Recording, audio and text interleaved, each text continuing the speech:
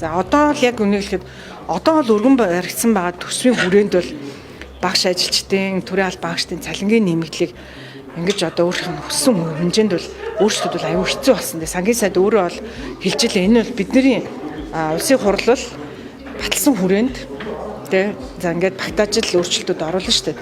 Тэрнээс бид нар бас хамаагүй өөрчлөлтүүдийг угаасаа хийж болохгүй. Биднэрт их файлынч байхгүй. Төрийн албан багшд 200 гаруй мянган хүмүүсийн хувь хүний мэдээлэл, цалингийн мэдээлэл тэр бүх файлууд биднэрт байдгүй. Манай дээр одоо улсын хурлын тамийн газар дээр тэрүүн дээр ажилдаг санхүүгийн нарийн мэргэжлийн хүмүүс байдгүй. Яам дээр одоо сангийн яам дээр ихэд 100 гаруй хүнтэй зөвхөн энэ төсвөдөр ажилдаг хүмүүс хүн болгоны компьютер дээр нарийн мэдээллүүдээр хамгийн сүүлд энийг нэгтгэж арайгч төсөв болгож гаргадаг.